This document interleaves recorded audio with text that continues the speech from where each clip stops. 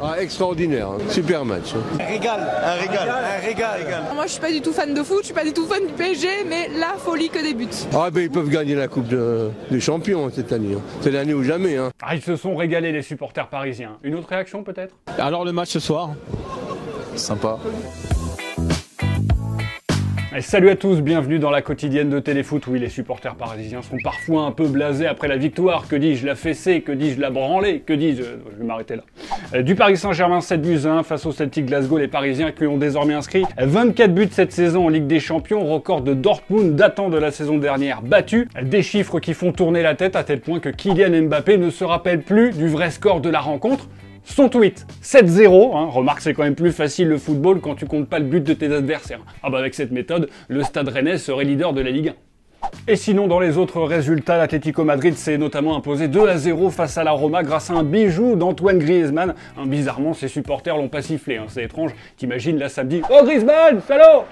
Et hier, Griezmann, oui, c'est bien. Et hier également, Chelsea et le FC Barcelone se sont qualifiés pour les huitièmes de finale de la Ligue des Champions avant même la dernière journée dans 2 semaines. Ça fait donc 8 qualifiés. Et Jean-Claude, le compte est bon.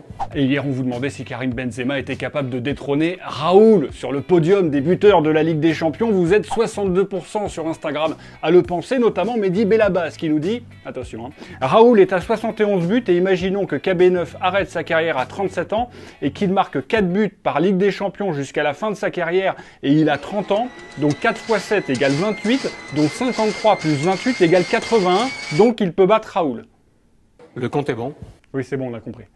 Et pour Morvoz, attention là, non, c'est trop tard, il commence à devenir vieux. Oui, bon là, c'est plus concis.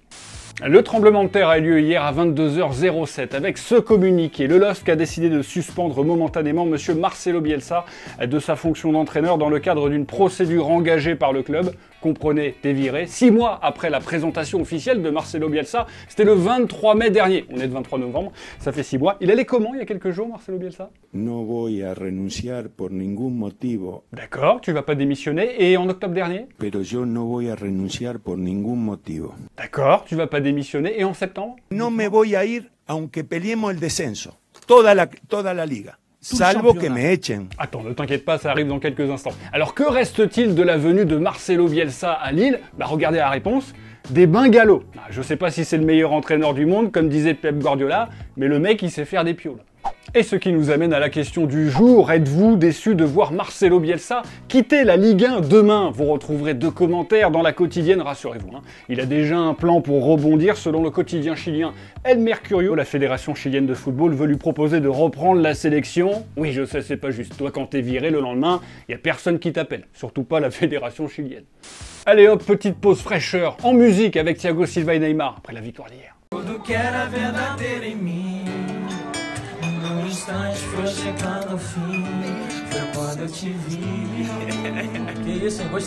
La Ligue Europa ce soir avec 3 clubs français sur le pont. On commence avec Lyon qui reçoit l'Apollon Limassol. Les Lyonnais qui n'ont besoin que d'un nul pour se qualifier pour les 16e de finale. Franchement, on peut penser que ce match devrait être facile pour eux. Ne pas penser que le match va être facile. Ah merde, oui c'est vrai que le match peut avoir la même configuration que face à Montpellier. Que je pense pas que ça sera la même configuration que contre Montpellier.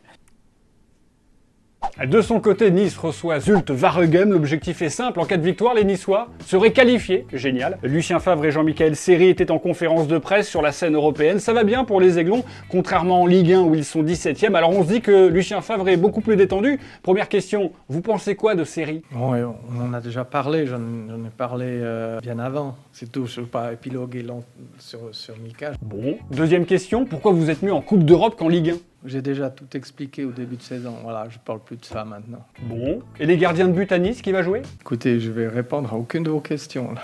Bon, on fait quoi les mecs? On attend que ça se passe et on boit de l'eau? Bah très bien.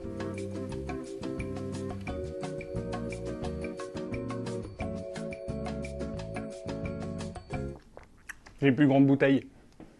Et sinon, Marseille sera en Turquie pour affronter Konyaspor, mais vu que Marseille s'est jamais imposé en Turquie, bah on va passer. Sympa. Et voilà, c'est la fin de la quotidienne. En attendant, on like, on partage, et comme dirait un ami à moi, on s'est pas vu.